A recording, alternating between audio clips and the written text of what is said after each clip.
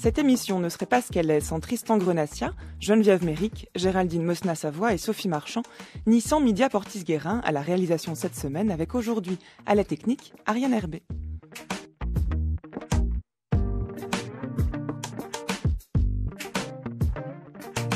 À 10h50, cap sur l'actualité éditoriale philosophique avec le journal de la philosophie, présenté par François Noudelman, qui recevra aujourd'hui Ruven Augian pour vous parler d'un livre au titre alléchant, L'influence de l'odeur des croissants chauds sur la bonté humaine et autres questions de philosophie morale expérimentale.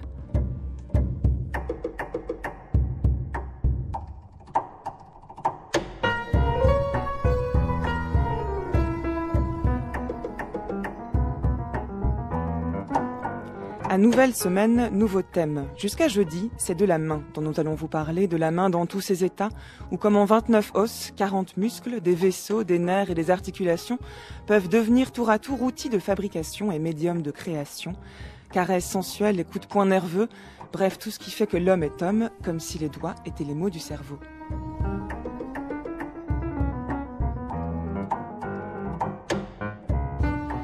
À la fois corps et âme, des phalanges aux poignets, la main est rigide et souple, limitée dans ses mouvements, mais toujours perfectible, en précision, en souplesse et en grâce. Mais si c'était l'homme lui-même qui, grâce à la main, se perfectionnait, et si la main était autant l'outil du corps que le moteur de l'esprit, lequel est œuf, lequel est poule, qui de l'homme ou de la main vient en premier, c'est ce que nous allons voir aujourd'hui.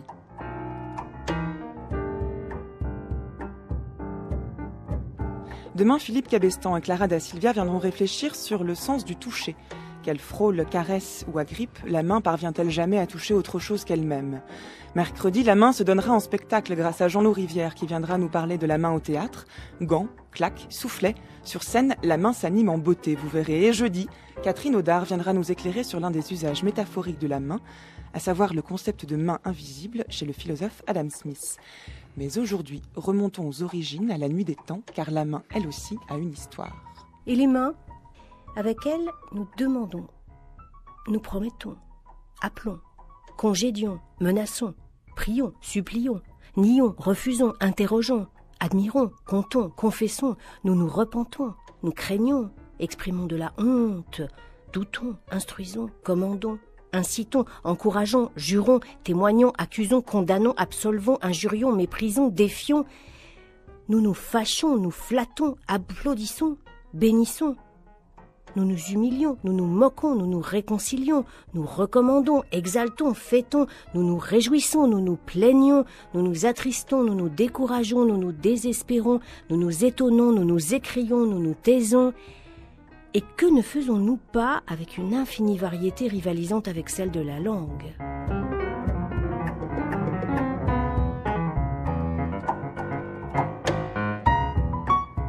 Bonjour Claudine Cohen. Bonjour. Vous êtes philosophe et historienne des sciences, spécialiste de l'histoire de la paléontologie, et vous êtes l'auteur d'un livre intitulé La méthode de Zadig, la trace, le fossile et la preuve, qui est paru au Seuil en janvier 2011. Et à vos côtés, en studio, Pierre Pellegrin. Bonjour. Bonjour. Vous êtes philosophe spécialiste d'Aristote, dont vous venez d'éditer et de traduire Les parties des animaux, qui sort ce mois-ci en Garnier-Flammarion et qui vient s'ajouter aux nombreux autres traités d'Aristote que vous avez déjà traduits et publiés. Dans le texte que nous venons d'entendre, qui est lu par Cécile Baquès, dont la voix nous accompagne toute cette semaine, Montaigne, puisque c'est l'auteur de ce texte, fait l'inventaire de toutes les fonctions et toutes les significations que peut prendre un geste de la main, en la comparant à la langue d'ailleurs. La langue comme organe qui peut signifier beaucoup de choses différentes selon la manière dont on l'emploie, mais la langue comme langage surtout. Sauf qu'à la différence de la langue, la main semble être bien plus qu'un moyen d'expression.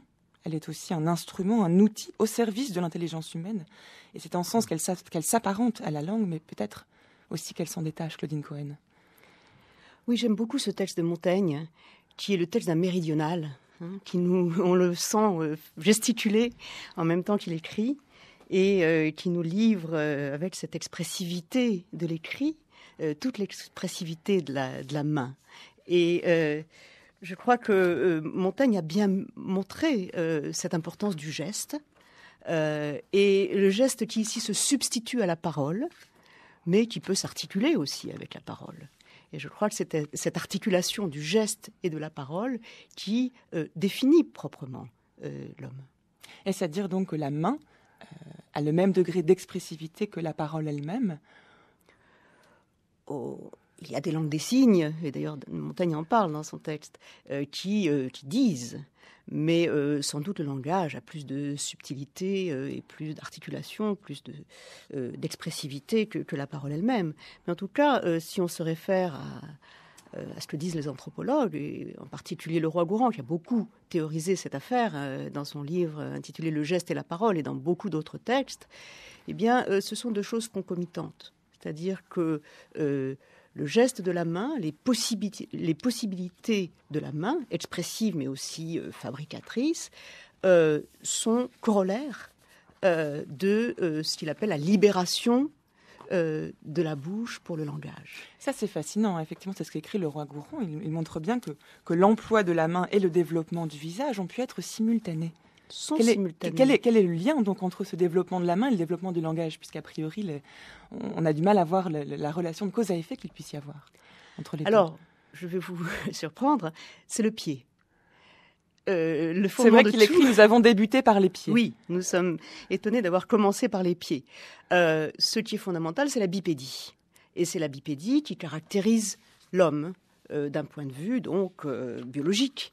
Dans la définition biologique de l'homme, il y a la bipédie permanente. L'homme n'est pas le seul bipède, il y a d'autres animaux bipèdes, mais il réalise un certain type de bipédie permanente qui conditionne une certaine structure de la colonne vertébrale, donc qui fait une sorte de ressort avec ses trois courbures, qui conditionne également une certaine position de la tête au sommet de la colonne vertébrale, avec ce qu'il appelle un enroulement du cerveau sur lui-même, une réduction du massif facial par rapport aux autres vertébrés, et surtout une libération de la main par rapport aux contraintes de la locomotion. Nous ne marchons plus avec nos mains. Et les mains étant libérées, il y a là une sorte de condition de possibilité d'autre chose, du geste, et donc de la technicité. Alors, cette libération de la main s'accompagne de la libération de la bouche, qui elle-même ne sert plus à prendre, puisque c'est la main qui peut prendre, et donc la possibilité pour la bouche d'être utilisée pour autre chose, et ses facultés de mastiquer, de mordre, etc., c'est à peu près les mêmes gestes qui vont être utilisés pour articuler le langage. Donc, il y a certainement une corrélation entre la main et la bouche, et d'autre part, le développement du cerveau qui se fait petit à petit dans l'histoire humaine. Parce que les australopithèques ont un tout petit cerveau, même s'ils sont déjà bipèdes, et les premiers homos sont bipèdes, ils ont une certaine technicité, mais un tout petit cerveau encore. Petit à petit, les aires associatives du cerveau vont se développer et vont conditionner un développement encore plus accru de la main, des possibilités de la main et de la technicité. Ce qui signifie donc que la main, bien loin d'être seulement un moyen d'expression propre à l'homme, un moyen d'exprimer ce qu'il pense par un autre biais que celui du langage, est en plus la condition de l'état intellectuel de l'homme. Et si bien qu'on a l'impression, à vous écouter, que la main précède l'intelligence de l'homme, et que c'est la libération de la main elle-même qui engendre le développement intellectuel de l'homme, notamment par la parole. Oui, disons que, je ne sais pas si elle engendre, en tout cas elle est concomitante de ce développement. En tout cas, ce que la main permet, c'est quelque chose qui définit l'homme d'une certaine façon, c'est l'outil, c'est la fabrication de l'outil. Alors cette fabrication de l'outil, ça n'est pas un critère biologique, mais il faut bien voir qu'elle a été incluse parmi les critères de la définition du genre homo. En 1964, on a défini le premier représentant du genre homo, Homo habilis. Et donc, l'homme habile, l'homme capable de faire des outils. Alors, il y a des hominidés avant Homo habilis, puisqu'il apparaît autour de 2 millions d'années, avant le présent. Il y a des australopithèques. Alors, les australopithèques, c'est toujours un peu le problème, parce qu'ils sont bipèdes, ils sont nos cousins. Est-ce qu'ils fabriquent des outils? Est-ce qu'ils ne fabriquent pas des outils? Ils ont toutes les capacités pour fabriquer des outils. Alors Pierre Pellegrin, sur cette idée de la main comme étant la condition de l'état intellectuel de l'homme, Aristote dit l'inverse, puisqu'il dit que c'est parce que l'homme est intelligent qu'il a des mains. Ah oui, évidemment. Et dans cette confrontation entre Aristote et Anaxagore, puisque Anaxagore soutient à peu près ce qu'on vient de dire, à savoir que... Une position mécaniste. Oui, c'est ça, une position... Non, disons paléo-évolutionniste en quelque sorte. Aristote semble avoir tort. En fait, j'espère vous montrer qu'il a raison, d'une certaine manière, parce que si vous voulez, la position d'Anaxagore est une position faussement scientifique. Vous savez, mon maître Canguilhem m'a appris que les précurseurs, ça n'existait pas.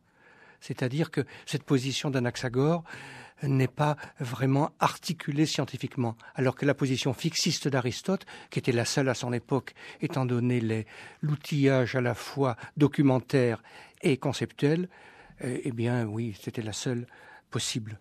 Vous parlez d'Anaxagore, je vous propose d'écouter un texte tout de suite où Aristote cite ce qu'il retient d'Anaxagore et ce qu'il réfute, comme ça on pourra mieux comprendre ensuite ce que vous avez à nous dire. Écoutez. Voilà. Celui qui a par nature une station droite n'a nul besoin de pattes de devant, mais à leur place, la nature l'a pourvu de bras et de mains. Anaxagore dit ainsi que c'est du fait qu'il a des mains que l'être humain est le plus intelligent des animaux, alors qu'il est rationnel que ce soit du fait qu'il est le plus intelligent qu'il soit pourvu de mains. Les mains, en effet, sont un instrument, et la nature, comme quelqu'un d'intelligent, distribue toujours chaque instrument à celui qui est capable de s'en servir. Il sera en effet plus convenable de donner des flûtes à celui qui est flûtiste que de fournir l'art de la flûte à celui qui possède des flûtes. La nature, de fait, a fourni ce qui est inférieur à ce qui est plus grand et supérieur, et non pas ce qui a plus de valeur et est plus grand à ce qui est inférieur. Si donc c'est ainsi que les choses sont au mieux et que la nature réalise le meilleur à partir de ce qui est possible, ce n'est pas du fait de ses mains que l'être humain est plus intelligent, mais du fait qu'il est le plus intelligent des animaux qu'il a des mains. Celui qui est le plus intelligent, en effet, se servira correctement du plus grand nombre d'instruments. Or, la main semble bien être non pas un seul instrument, mais plusieurs, car c'est comme si elle était un instrument pour des instruments. C'est donc à celui qui est capable d'être le dépositaire du plus grand nombre d'arts que la nature a donné celui des instruments qui est le plus largement utile, la main. Pierre Pellegrin, les mains en effet sont un instrument et la nature, comme quelqu'un d'intelligent, distribue toujours chaque instrument à celui qui est capable de s'en servir. On a là une conception finaliste, à savoir que les mains existent en vue d'une autre intention qui la précède. Oui, absolument. Mais alors, il faut bien comprendre, je ne veux pas défendre Aristote contre la paléontologie, ça serait ridicule, mais il faut bien comprendre ce qu'est le finalisme d'Aristote. En fait, ça vaut la peine de faire un petit détour par la métaphysique, comme on disait tout à l'heure. C'est-à-dire, les fondements de ce finalisme sont métaphysiques. C'est-à-dire que Aristote a décidé, pour évacuer une fois pour toutes le problème de l'origine du monde, a décidé que le cosmos, c'est-à-dire le monde organisé tel qu'il est éternel, a toujours existé, existera toujours tel qu'il est. Et que donc, étant éternel, il doit être d'une certaine manière parfait. Autrement, évidemment, la corruption s'y mettrait et il disparaîtrait.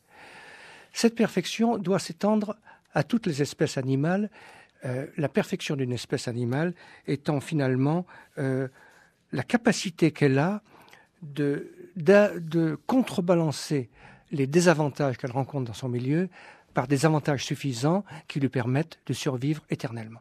Si vous voulez, les petits poissons, par exemple, ont un grand désavantage dans leur milieu, à savoir qu'ils se font dévorer par les dauphins, les baleines, etc. Ce désavantage est compensé par le fait qu'ils sont extrêmement prolifiques et de ce fait pourront toujours survivre. Eh bien, et il en est de même pour tous les animaux. Si bien que dans ce cadre explicatif, il est exclu que des changements structurels importants interviennent à l'intérieur d'une espèce. Donc, Aristote est fixiste. Donc, si vous voulez, l'idée que la possession d'un organe ou d'une fonction améliore l'espèce lui est étrangère, car une espèce est suffisamment parfaite pour survivre éternellement et donc n'est pas améliorable. Mais je vous dis, derrière ceci, il y a une position proprement métaphysique qui explique cette conception qui remonte biologique. à Parménide, qui fait qu'on ne peut pas passer du moins au plus, on ne peut pas faire de négantropie comme ça, n'est-ce pas? On pourra y revenir tout à l'heure. C'est ce qui explique donc le fait qu'Aristote postule cette intelligence de la nature qui peut nous paraître un peu absurde aujourd'hui, puisque la nature elle-même ne peut pas être doué d'une intentionnalité, à moins de croire en Dieu, n'est-ce pas? Et c'est encore un autre débat. Mais en tout cas, la conception qu'Aristote se fait de la main doit être intégrée dans cette perspective beaucoup plus large qu'une perspective proprement biologique. Et c'est en ce sens-là qu'il faut comprendre pourquoi l'homme possède une main. C'est parce qu'il est d'abord lui-même intelligent. Oui, alors là, il faut quand même voir l'histoire des intentions de la nature. Aristote dit toujours la nature ne fait rien en vain, la nature fait le meilleur, la nature, dans le texte d'Aristote que vous venez de lire, là, des parties des animaux, il faut voir que c'est une affaire rhétorique. C'est-à-dire que, étant donné que la nature, que le cosmos est éternel, la nature, à proprement parler, ne fait rien, n'est-ce pas, n'introduit rien. Tout se passe comme si la nature, comme un bon maître de maison, avait, c'est un texte fameux de la génération des animaux, avait disposé les choses de telle et telle manière. Mais la nature n'a jamais rien disposé. La nature n'a jamais rien agencé. La nature n'a jamais rien fait. C'est une manière de parler.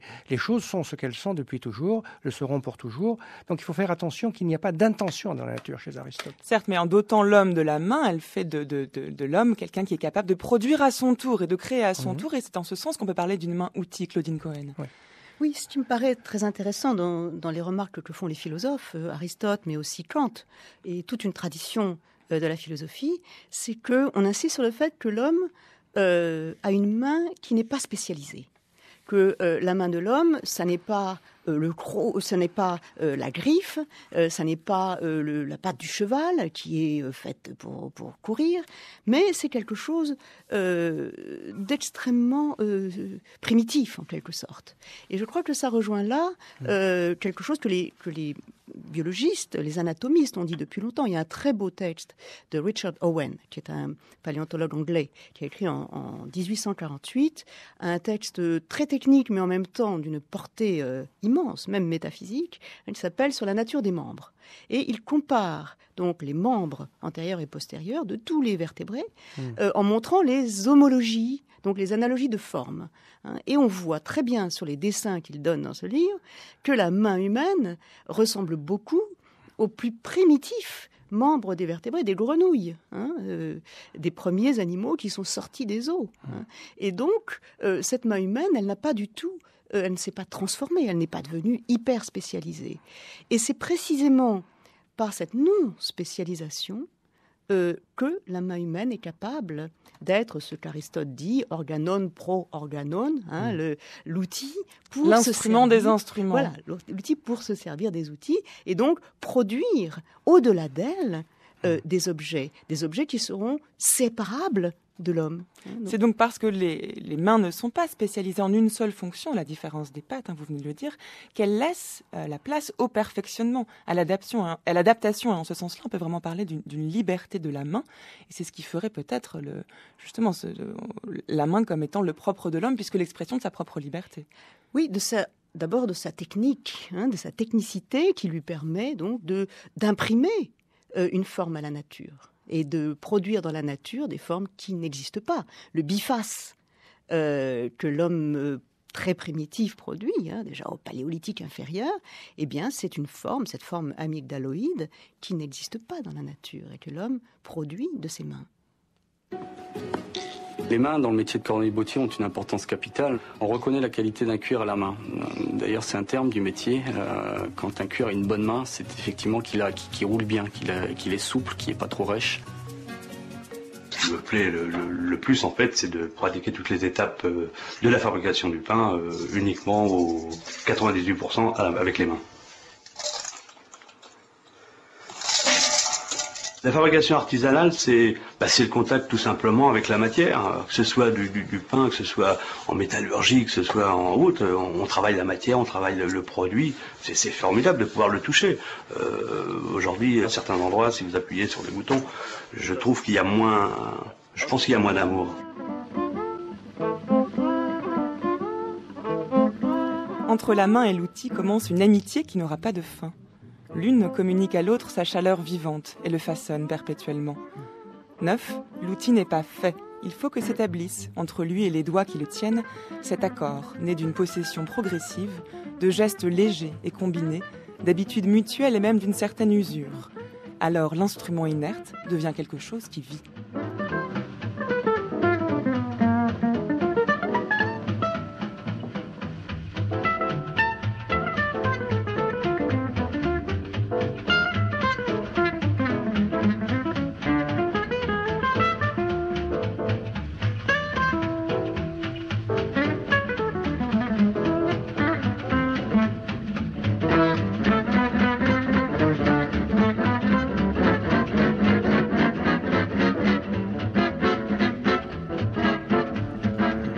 Pierre Pellegrin, lorsqu'Aristote écrit que la main est l'instrument des instruments, il montre bien que l'homme lui-même peut manier d'autres instruments pour intervenir dans le monde extérieur. C'est-à-dire qu'il a bien là un rôle propre à l'homme qui est celui de créer à son tour. Et donc vous avez dit que les espèces elles-mêmes ne pouvaient pas changer selon Aristote, mais il y a bien ici une marge de manœuvre et de liberté qui est liée à la main elle-même.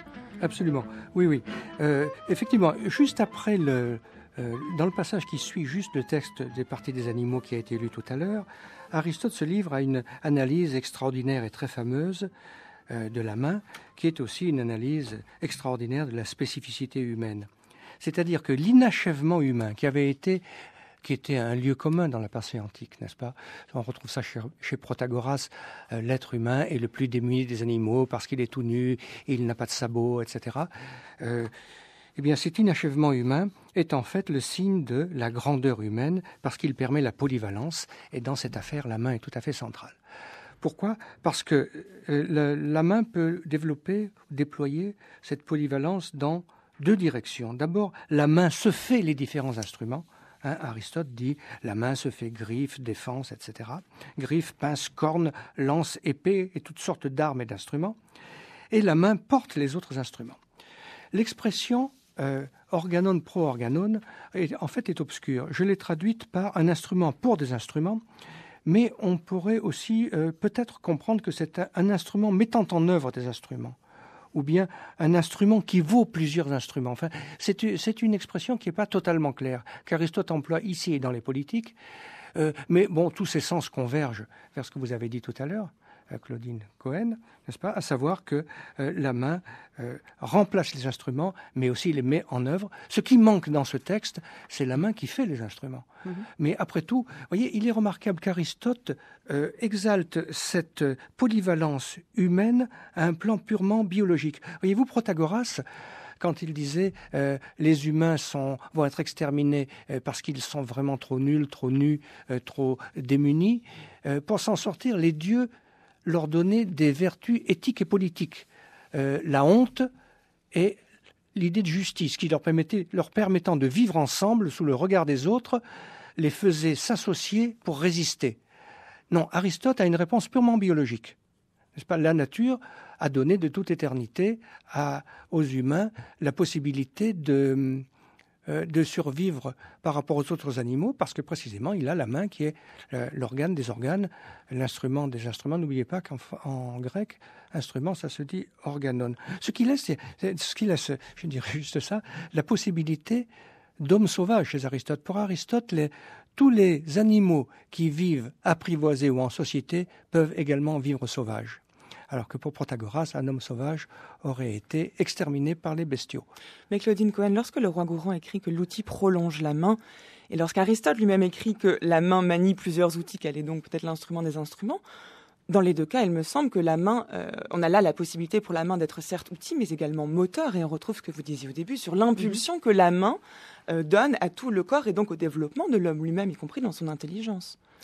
Oui, il y a beaucoup de choses dans votre question. D'abord, l'outil prolonge la main.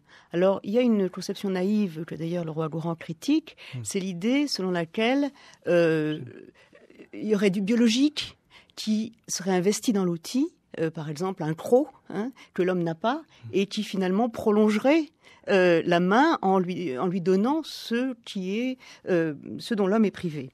Alors ça, c'est une conception un peu naïve, mais c'est une conception qui a toute une histoire, dans la mesure où, effectivement, il y a des gens encore aujourd'hui qui pensent l'évolution des techniques comme une évolution biologique et comme un prolongement du biologique. Bon, ça, c'est un autre débat. Mais ce qui est intéressant chez le roi Gourand, c'est que précisément, il mène une réflexion extrêmement raffinée sur ces différents gestes de la main. Et dans des livres très anciens, dans son œuvre bien antérieure au geste et la parole, qui est très connue, de 1965, dans les années 1940, il avait publié 2 volumes qui s'intitulaient « L'évolution des techniques » et le premier volume s'intitule « Milieu et technique ». Et là, il étudie les gestes de la main en rapport avec la technique, précisément. Et ce qu'il explique, c'est qu'il fait une typologie des gestes. Et les gestes les plus primitifs c'est-à-dire les gestes que nous partageons avec les singes, sont ceux qui sont des activités de préhension, de prendre, de saisir avec la main, de manipuler, de pétrir, et qui persistent dans certaines techniques, comme la technique du potier, comme la vannerie, comme le tissage, où on pince les fils, etc., le tissage à la main, et aussi dans certaines formes artistiques, comme la sculpture et dans la caresse, par exemple. Donc il y a ces activités directes de manipulation qui sont propres à l'homme, mais qui aussi se réfèrent à l'épouillage des singes, à toutes sortes de manipulations dont certains animaux sont capables. C'est-à-dire que la technique ne serait pas un critère satisfaisant pour distinguer l'homme de l'animal. Non, sur ce point-là, sur le point de la manipulation. C'est ce que dit Bergson d'ailleurs également, dans la distinction entre l'homo faber et l'homo sapiens. Oui, de toute façon, il y a une continuité. Comme il y a une continuité, je parlais de la bipédie tout à l'heure, il y a des animaux qui sont parfois bipèdes, les singes sont parfois bipèdes et parfois pas, mais l'homme a une bipédie permanente. De même, les singes parfois utilisent des outils, on a bien montré aujourd'hui avec l'éthologie que les singes peuvent fabriquer, utiliser, même fabriquer parfois des outils, mais de façon épisodique et non pas de façon permanente et abondante. Peut-être c'est une nuance de quantité, autant que de qualité qui est ici en œuvre.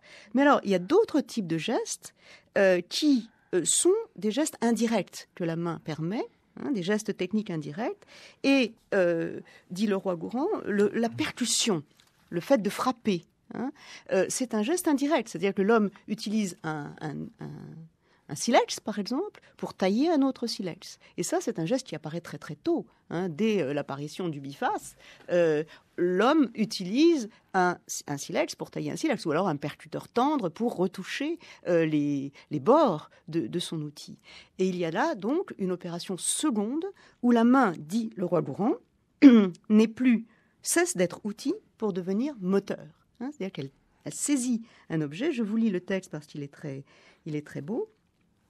Dès l'apparition du percuteur, du chopper et des bois de serre utilisés, les opérations de section, de broyage, de modelage, de grattage et de fouissement émigrent dans les outils. La main cesse d'être outil pour devenir moteur. Mais dans cette typologie des différents gestes de la main que vous venez de décrire, Claudine Cohen, on comprend bien dans quel sens l'homme lui-même peut devenir artisan et en quel sens c'est effectivement une question à la fois de degré de nature qui le sépare qui sépare l'homme de l'animal. Mais il y a une chose que ça n'explique pas, c'est le passage de l'artisanat à l'art, c'est-à-dire comment la libération de la main elle-même qui peut produire, qui peut permettre à l'homme de produire à son tour et donc d'engendrer par la main d'autres outils, peut permettre comment cette libération de la main elle-même peut engendrer, non pas un artisan, mais un artiste. On donnerait cher pour savoir ce qui s'est passé dans la tête de Rimbaud pendant qu'il écrivait Le bateau ivre, dans la tête de Mozart pendant qu'il composait la symphonie Jupiter, pour connaître ce mécanisme secret qui guide le créateur dans son aventure périlleuse. Grâce à Dieu, ce qui est impossible pour la poésie et la musique est réalisable en peinture. Pour savoir ce qui se passe dans la tête d'un peintre, il suffit de suivre sa main. Vous allez voir, c'est une drôle d'aventure que celle du peintre. Il marche, il glisse en équilibre sur la corde raide. Une courbe l'entraîne à droite, une tache l'entraîne à gauche. S'il rate son rétablissement, tout bascule, tout est perdu. Le peintre avance en tâtonnant comme un aveugle dans l'obscurité de la toile blanche. Et la lumière qui naît peu à peu, c'est le peintre qui la crée, paradoxalement, en accumulant les noirs. Claudine Cohen, lorsqu'Henri-Georges Clouzot, qui parle ici de Picasso, dans son documentaire Le Mystère Picasso, qui date de 1956, il dit « C'est la main qui guide le peintre et l'artiste va de droite à gauche en suivant la main ».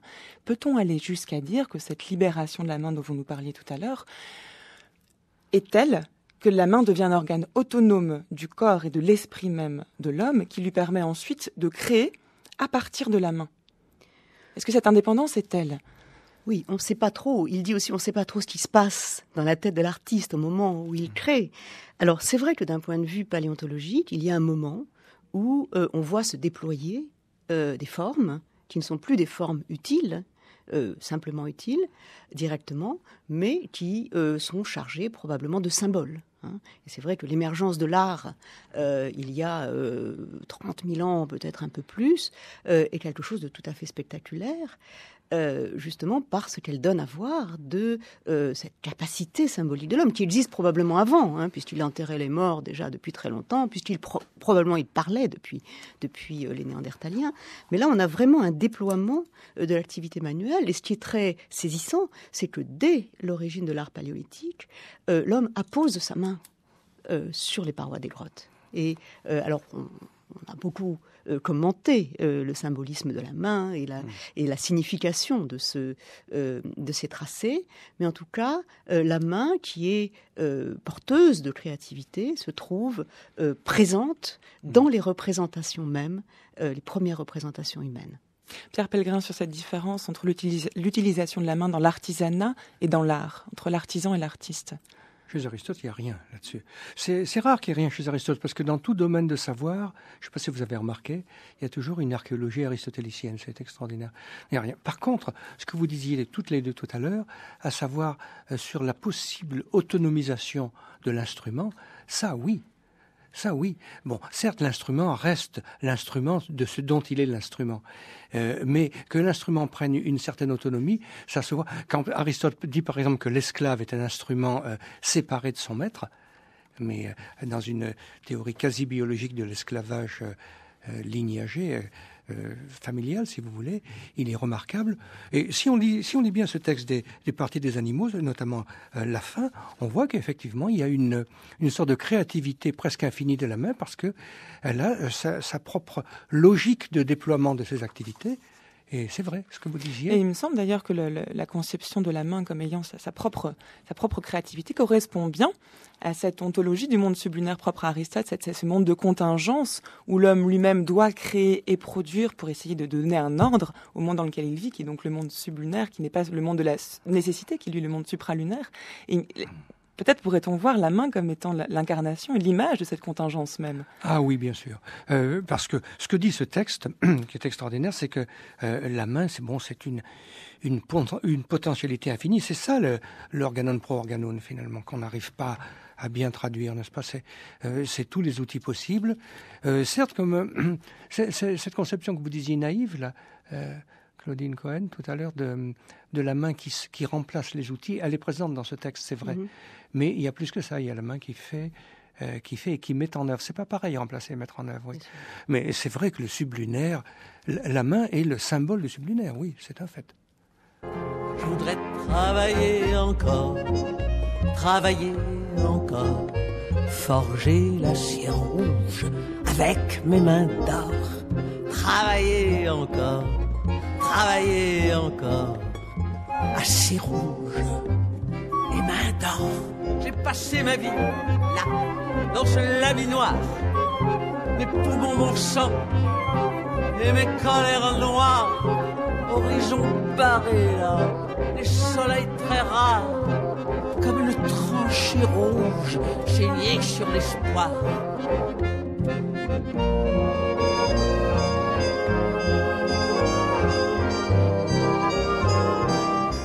Il est 10h33 sur France Culture. Vous écoutez Les Nouveaux Chemins de la Connaissance où nous parlons de la main outil, aujourd'hui avec Pierre Pellegrin qui a traduit et proposé une nouvelle édition des Parties des animaux d'Aristote en Garnier-Flammarion et avec Claudine Cohen, elle auteure de La méthode de Zadig, la trace, la fossile, la preuve qu'on trouve aux éditions du Seuil. Je voudrais travailler encore, forger l'acier rouge avec mes mains d'or. Travailler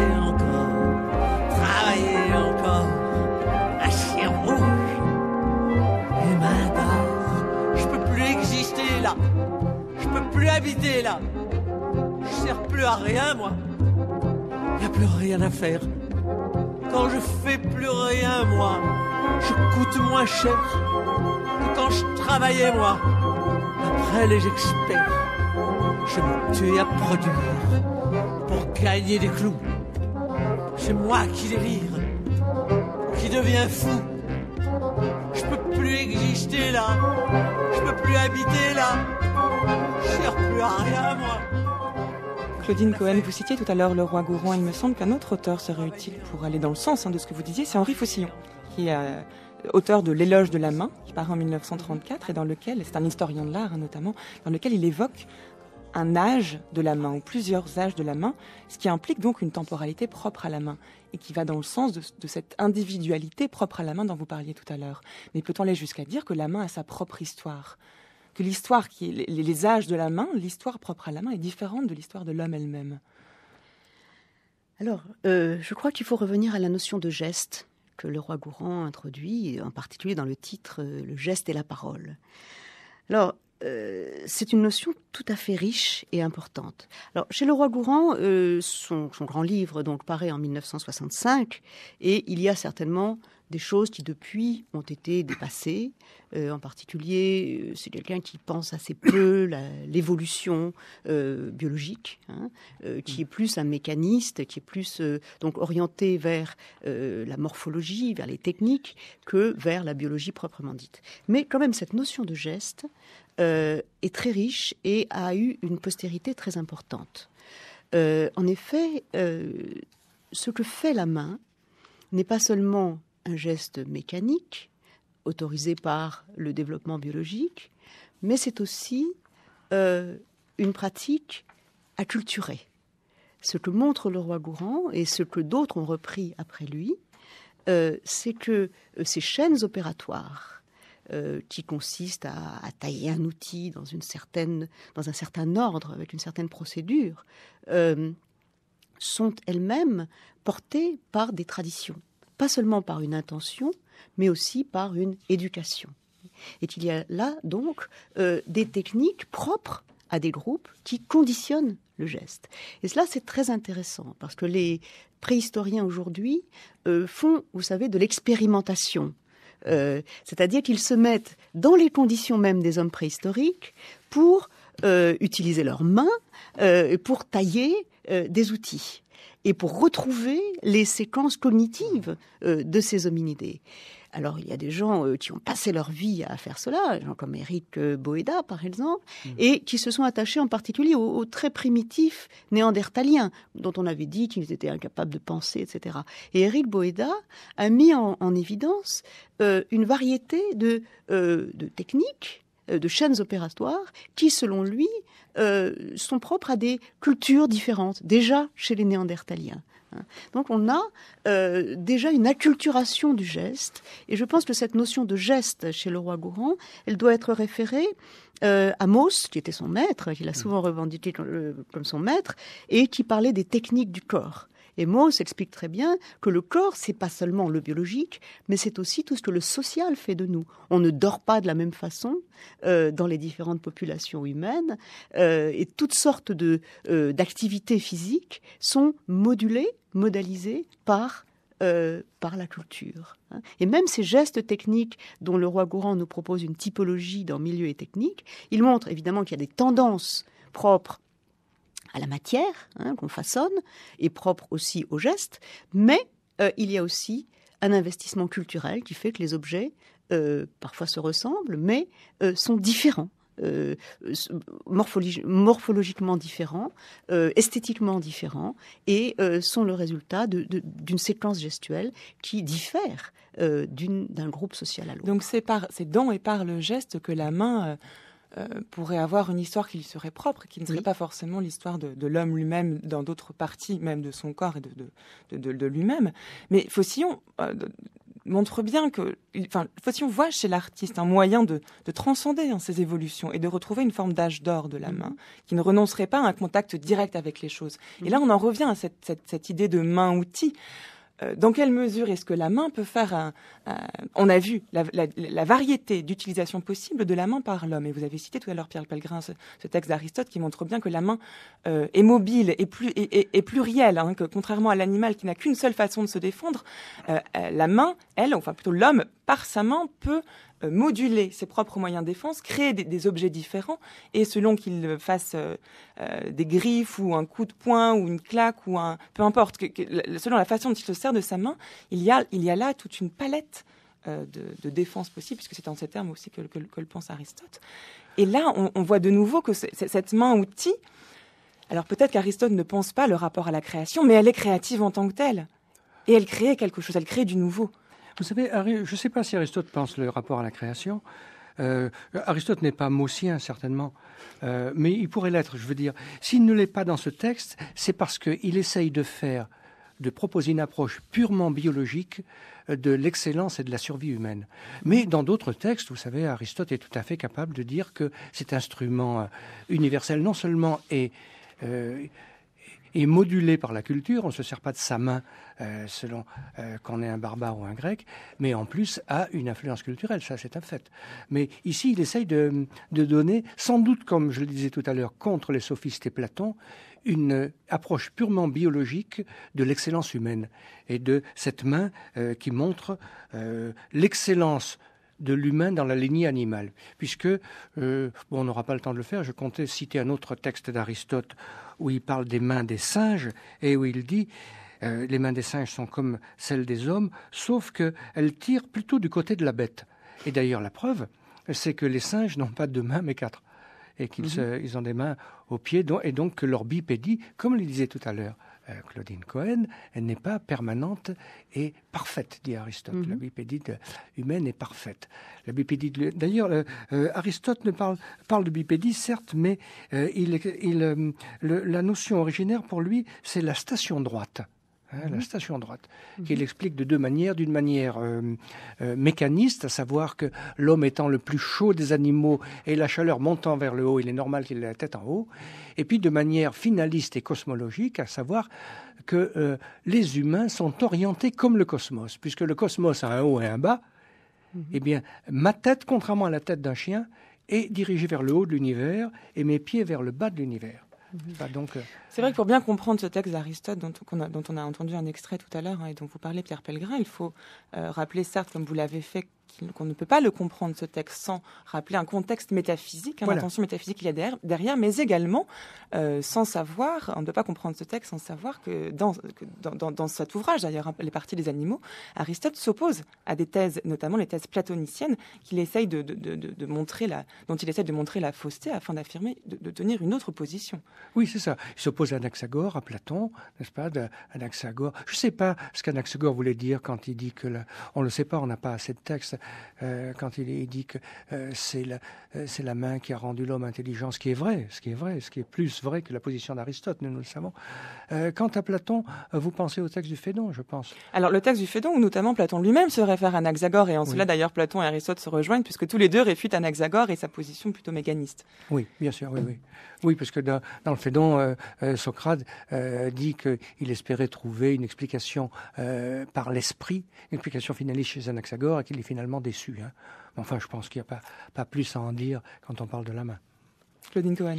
Oui, quant à cette station redressée, cette station droite, c'est effectivement depuis toujours la dignité de l'homme qui est ainsi manifestée que le fait de regarder le ciel, de se tenir droit, etc.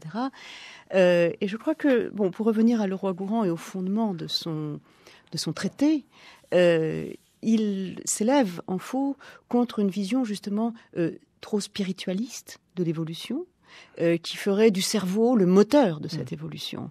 Et s'il dit l'évolution a commencé par les pieds, c'est une boutade, mais c'est pour redresser en quelque sorte, pour remettre l'évolution sur ses pieds et pour montrer qu'il y a des contraintes matérielles qui précèdent en quelque sorte ce développement du spirituel. Et il s'inscrit en faux à cette époque contre des gens comme Teilhard de Chardin, qui faisaient de l'esprit, de la rencontre entre la matière et l'esprit par le développement du cerveau, l'essentiel de l'évolution humaine. Ce que dit Leroi-Gourhan, c'est qu'au fond, la main, la technique, l'objet technique qui se sépare de la main, mais qui constitue l'univers humain, eh bien voilà un des éléments qui constitue le propre de l'homme.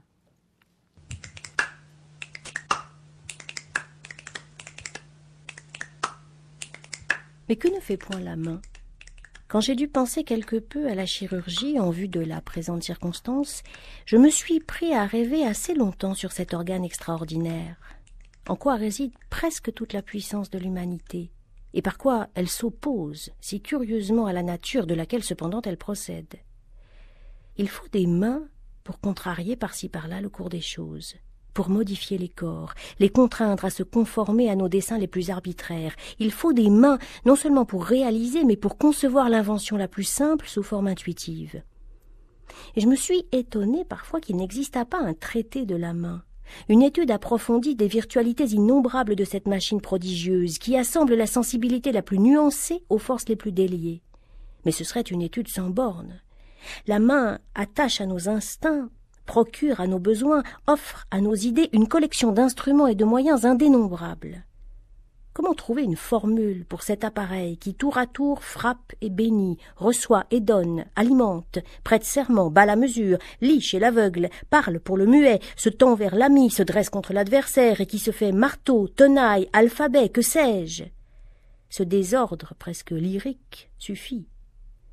Successivement, instrumental, symbolique, oratoire, calculatrice, agent universel, ne pourrait-on la qualifier de l'organe du possible, comme elle est, d'autre part, l'organe de la certitude positive? Pierre Pellegrin, lorsque Paul Valéry parle de l'organe du possible, il me semble que c'est une formule qui serait adéquate à la pensée d'Aristote elle-même. Ah oui, tout à fait.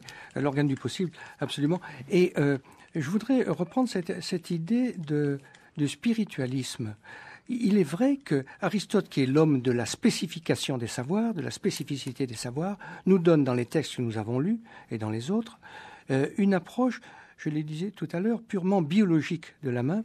Et en aucun cas, même quand il dit que la bipédie de l'homme le met dans le sens de l'univers, en aucun cas il y a là une sorte d'horizon spiritualiste, n'est-ce pas, pour l'analyse de la lignée animale couronnée par l'homme. Nous avons une approche purement biologique. C'est peut-être ça qui est le plus remarquable. Il est le seul, je ne dis pas avant le roi Gourand, mais en tout cas avant l'époque moderne, à proposer une telle analyse qui soit absolument non métaphysique. Si vous voulez, il a payé son écho à la métaphysique en disant que le monde est éternel et parfait. Et à partir de là, il peut développer une vraie analyse scientifique. C'est pourquoi c'est lui scientifiquement qui a raison sur Anaxagore à son époque, parce que Anaxagore n'avait pas les moyens d'être évolutionniste. Claudine Cohen. Oui, je voudrais juste reprendre cette formule très le mot belle de la fin de Paul Valéry, l'organe du possible.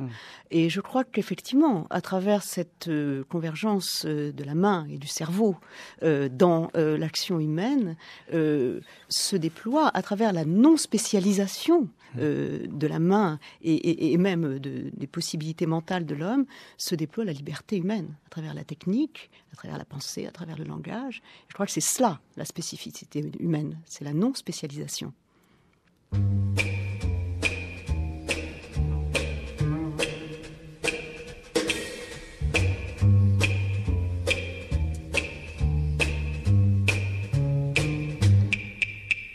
Jukebox, jukebox, je suis claqueur de doigts devant les jukebox.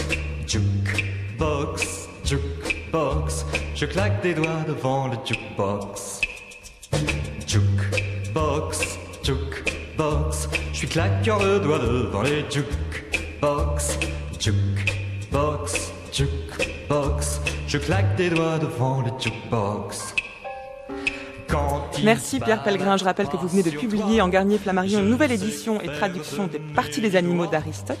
Et merci à vous Claudine Cohen. Je rappelle le titre de votre dernier livre, La méthode de Zadig, qu'on trouve au Seuil. À lire également Le Roi Gourand, Le geste et la parole, Henri de Faucillon dont nous avons un peu parlé aujourd'hui, L'éloge de la main. Vous trouverez toutes ces références en ligne sur notre site internet. Jukebox, jukebox, je claque des doigts devant les jukebox. Jukebox, jukebox, je suis claqueur de doigts devant les jukebox. Jukebox, jukebox, je claque des doigts devant les jukebox. Jukebox, jukebox, je suis claqueur de doigts devant les jukebox. Et le dernier texte que nous avons entendu était de Paul Valéry, Discours aux chirurgiens, dont vous avez dit quelques mots, Claudine Cohen. C'était un très beau texte, je vous le conseille également. J'ai encore pour la machine de la mitraille dans mes blue jeans. De la mitraille dans mes blue jeans.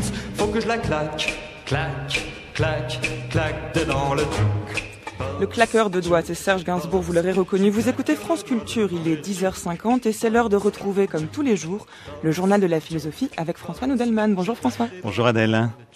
Alors récemment, le ministre de l'Éducation nationale a remis les cours de morale au programme des écoles primaires. Mais qu'est-ce que la morale ? Des grands principes ?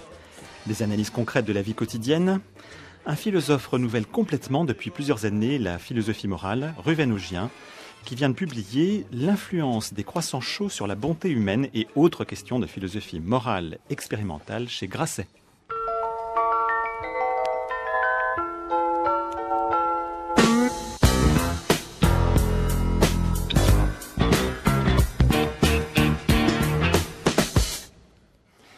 Bonjour Ruven Augien.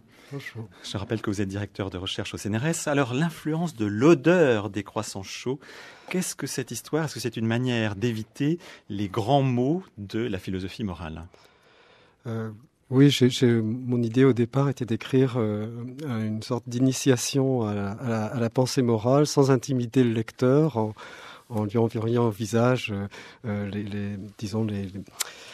les géants de la pensée et d'écrire un livre qui serait entièrement construit sur des cas et qui ne ferait pas référence donc aux auteurs du patrimoine et donc il y a une vingtaine de cas que j'essaye d'analyser. Ça ne veut pas dire évidemment qu'ensuite je n'essaye pas de faire référence à des auteurs comme Kant, Aristote ou d'autres pour éclairer ces cas. Mais vous ne partez pas. Voilà. Vous ne partez pas non plus des grandes notions comme la dignité humaine ou la vertu, le devoir, sont des notions classiques de la philosophie morale. Oui, j'essaye de montrer les problèmes qu'elle soulève, ces notions, et aussi des principes comme celui qui consiste à ne pas traiter une personne comme un simple moyen, qui est un principe qui est extrêmement pertinent aujourd'hui pour les personnes qui réfléchissent à la bioéthique, par exemple. Et j'essaye de montrer, d'ailleurs c'est pas une chose très très facile, les difficultés que contient ce principe. Oui. Vous dites que vous admettez finalement le pluralisme des doctrines. Vous ne cherchez pas une fondation universelle de la morale. Oui, ça c'est, disons, l'idée peut-être la plus importante, c'est que au fond, je vois le travail en philosophie morale non pas comme le projet de construire un système éthique, mais d'éliminer les croyances morales les plus absurdes, les plus chargées de préjugés. Bon, je sais que c'est pas un projet très très ambitieux, mais enfin déjà si, au contraire.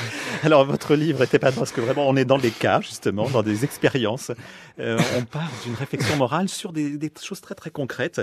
Je prends un exemple, un piéton qui gêne une ambulance, ou une voiture qui transporte 5 personnes mortellement blessées qui vont mourir, voilà. Et donc il y a un piéton qui est un imbécile qui traverse n'importe où, et donc vous posez la question, est-ce que le conducteur est légitimé à foncer dedans parce qu'il peut sauver un peu plus de personnes alors pourquoi En fait, si vous voulez, le livre est construit sur ce qu'on appelle des expériences de pensée. C'est-à-dire, c'est les petites énigmes qu'on construit, qu'on bâtit, des fictions pour solliciter la réflexion éthique. Et celle-là est construite, comme la plupart de celles qui sont dans le livre, sur 2 cas qui sont légèrement différents, mais où cette différence fait toute la différence, si je puis dire. Le premier cas est celui dans lequel vous êtes conducteur d'une ambulance. Vous avez 5 personnes qui viennent d'être blessées gravement par une explosion. Il vous reste vraiment très très peu de temps pour les amener à l'hôpital. Et puis vous voyez quelqu'un sur le bord de la route, victime d'un accident de la route, qui perd son sang, etc. Est-ce que vous devez vous arrêter pour la ramasser et au risque de faire mourir les 5 autres que vous avez dans votre ambulance? Et les gens répondent généralement il est possible de laisser cette personne de côté, c'est-à-dire de ne pas apporter assistance à cette personne. Une fois qu'elles ont donné cette réponse, vous reconstruisez ce cas, vous leur demandez, bon d'accord, vous êtes exactement dans la même situation, vous êtes au volant d'une ambulance, vous avez 5 personnes qu'il faut sauver, vous avez très peu de temps devant vous, un piéton passe devant vous, est-ce que vous allez l'écraser? Et dans ce cas-là, évidemment, les gens disent non. Pourtant, le résultat est exactement le même. Dans les 2 cas, on va laisser mourir une personne, mais apparemment, il y a une différence de nature entre les deux. C'est sur celle-ci que j'essaye de... Oui, mais alors vous en tenez à une comptabilité ou à des faits, et l'intention, alors là-dedans, ça ne compte pas? Alors, probablement elle compte. Donc ensuite, évidemment, comme il s'agit plutôt d'un ouvrage de questions que de réponses, j'essaie de comprendre pourquoi. D'abord, est-ce que cette intuition qui nous fait séparer le premier cas dans lequel on abandonne quelqu'un, on le laisse mourir, et le second dans lequel on cause sa mort en l'écrasant avec son ambulance, essayer de comprendre qu'est-ce qui fait la différence au fond, qu'est-ce qui fait la différence morale entre les deux cas. Évidemment, la notion d'intention intervient, celle aussi du fait qu'on a causé une menace sur quelqu'un, alors que dans l'autre cas, on a simplement, si vous voulez, laissé agir une menace qui existait déjà. Enfin, il y a différentes hypothèses que je formule dans le livre pour essayer d'expliquer la différence de réaction. On sent que vous êtes quand même très attaché aux conséquences de l'action. Alors, ce qui est intéressant, c'est de voir dans quelle mesure les conséquences peuvent être considérées et dans quel cas elles ne le sont pas. Un autre exemple que je donne, c'est celui du tramway qui tue. C'est un exemple extrêmement c'est formidable parce que fameux. C'est formidable parce que en fait vous dépliez cet exemple avec beaucoup même des dessins. Alors voilà, je tire brièvement. Enfin non, je vous laisse le dire. Non, allez-y, racontez. Si vous voulez. C'est un problème d'aiguillage. Effectivement, un train fou passe et puis il y a des ouvriers sur la voie, beaucoup. Puis il y a une possibilité d'un aiguillage qui permet de faire basculer le train sur une autre voie. Et là, il y a une personne. Alors voilà, donc est-ce que le piéton qui est à côté, enfin la personne qui est là, va actionner l'aiguillage pour le faire ou pas? Et bien en même temps, alors vous montrez si on ajoute si on ajoute quelqu'un sur le pont, si on ajoute un bloc, voilà. Ça c'est très drôle. Ouais. Ce qui est important, c'est à nouveau, il faut prendre ces cas. Ce sont des couples qui sollicitent la réflexion. Donc dans le premier cas, vous actionnez un levier d'aiguillage, vous détournez sur une voie d'évitement le tramway qui va donc écraser une personne. Là, vous avez pris une certaine responsabilité, vous avez causé la mort de quelqu'un, alors que si vous aviez laissé le tramway continuer sur sa voie, 5 personnes seraient mortes. Et puis on envisage le cas un peu différemment. Vous êtes sur une passerelle piétonne, au-dessus de la même voie de tramway, les 5 personnes sont devant vous, vont mourir si le train continue sa route, mais vous avez à côté de vous un énorme bonhomme et vous avez assez de connaissances en physique pour savoir que si vous le poussez légèrement, il va tomber sur la voie et arrêter le train. Et là, de la même façon que pour le premier cas, l'intuition des philosophes qui ont inventé ces cas et les expériences qui ont été faites sur de très très nombreuses personnes montrent que 90% des gens pensent qu'il est permis moralement d'actionner le levier, mais 90% pensent aussi qu'il est interdit moralement de pousser le gros homme sur la voie. Et là aussi, je me demande quels sont les facteurs pertinents qui expliquent cette réaction, si elle est légitime. Parce que du point de vue des conséquences, comme vous le disiez, c'est la même chose. C'est-à-dire on a causé la mort d'une personne pour en sauver 5. Et pourtant, il y a toute la différence au monde pour beaucoup de personnes entre les deux cas. Mais alors, Ruven-Augien, là, vous traquez évidemment nos motifs, nos contradictions, mais est-ce que vous avez vous-même, est-ce que vous tenez une position malgré tout? Est-ce que vous arrivez à définir quand même ce qui peut être une action morale? J'essaye dans la mesure du possible, enfin dans ce livre, comme je vous le disais, je n'essaye pas de construire quelque chose, un système éthique. Vous savez, les gens portent des jugements moraux sans que les philosophes interviennent. Ils ne se privent pas de juger en bien et en mal les actions des uns et des autres. Vous l'avez vu avec l'affaire Strauss-Kahn, par exemple. Ils ont toujours quelque chose à dire sur des choses, s'il vous plaît. sur des choses qui ne les concernent pas directement. Et comme je vous disais, mon travail est plutôt un travail d'éliminer les pensées qui me semblent les plus incohérentes, les plus contradictoires. Merci beaucoup, Ruven-Augien. Je recommande votre livre, L'influence de l'odeur des croissants chauds sur la bonté humaine et autres questions de philosophie morale expérimentale. C'est chez Grasset. Merci François, merci Ruven-Augien. De la main-outil à l'aiguillage des trains, les nouveaux chemins de la connaissance, c'est fini pour aujourd'hui, mais pas d'inquiétude. On se retrouve demain, où nous reprendrons le fil de notre semaine sur la main pour vous parler cette fois de caresses et de toucher chez Sartre, Merleau-Ponty et Lévinas.